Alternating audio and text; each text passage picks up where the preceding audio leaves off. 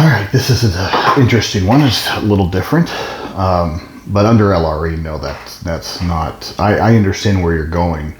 That the doctor had cleared him of the need for mechanical assistance following an injury, but the school insists on using or continuing to use or using the gait belt, which requires an adult to be constantly present.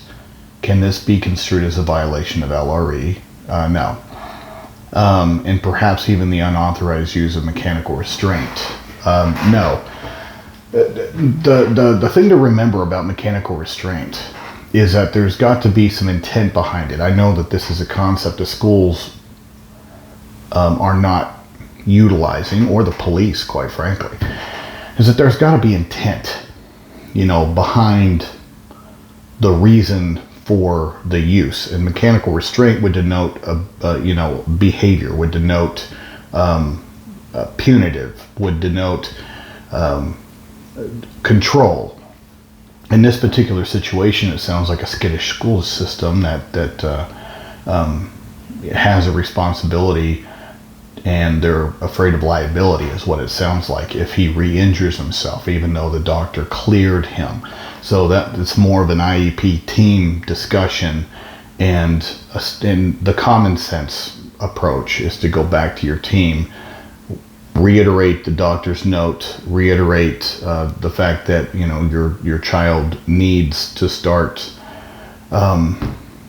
utilizing or conditioning the muscles that haven't been used. I mean, I'm just throwing stuff out there. And then establish a common sense plan to start transitioning away from the gait belt. To sit there and look, you can go in there and say, damn it, guys, the doctor's note says this, and nobody would say that you'd be wrong about it. But this is a collaborative effort. All right. And sometimes I know people sit there and go, geez, James, no, I understand humans, and I understand human interaction, and I understand dealing with government agencies that have a joint responsibility with the parent in the form of in loco parentis. So in those kind of realms, and even though the school system has immunity and things of those natures to a level, there's still going to be the overarching concern. I mean, they treat a lot of our kids with special needs,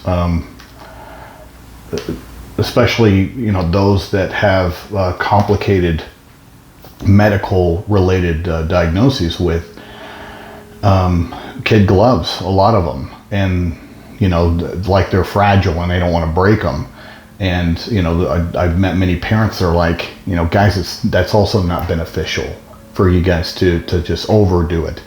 Therapy is not easy. So if any of you are physical therapists out there, you understand what that means, or occupational therapists, or speech therapists, or behavior analysts, anybody who is in these fields of having or trying to have somebody reacquire skills that they once lost, or acquire new skills. Therapy is hard.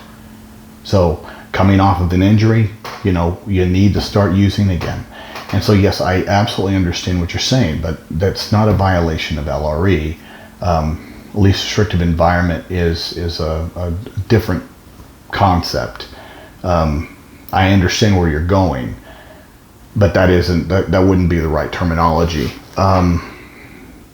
Because if the IEP is still being implemented, it doesn't matter if they carry the child to the various locations. If the child is in those locations and the IEP is being implemented as written, then there you go. They're compliant with the LRE, unless the LRE specifically says that the child will walk, from X point to Z point, and will do so on two legs at a slow trot. If that's written into the IEP specifically, you may have an argument with regards to LRE or a violation of the IEP.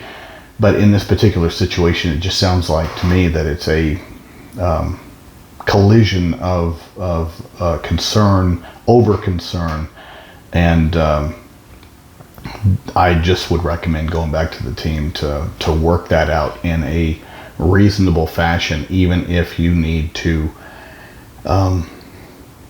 chart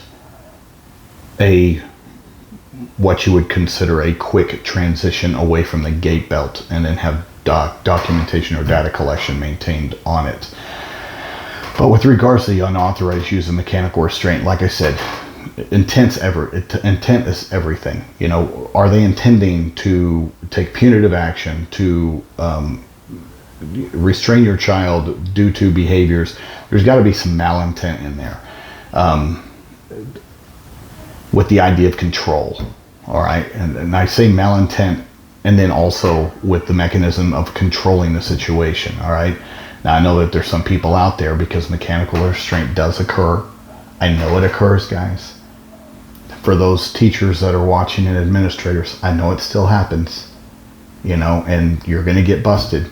You keep doing it. You keep misusing a Riften chair. You have other ways. I had a school system once they took up, I'm pausing because I don't want to give anybody ideas out there. You know what? I'm going to keep that one to myself, because I'm just afraid that somebody will go, Eureka! Why didn't I think of that? And then, I end up finding out that some school system in, Baccadilly, decided that they want to do it. So, no. But always look at the intent. That's why people, for example, if I have kids that are sitting there going, "Oh, I'm going to kill you," who didn't say that growing up? It is a way of communicating. But see, in our world today, nobody looks at intent. Was there any intent to actually do that?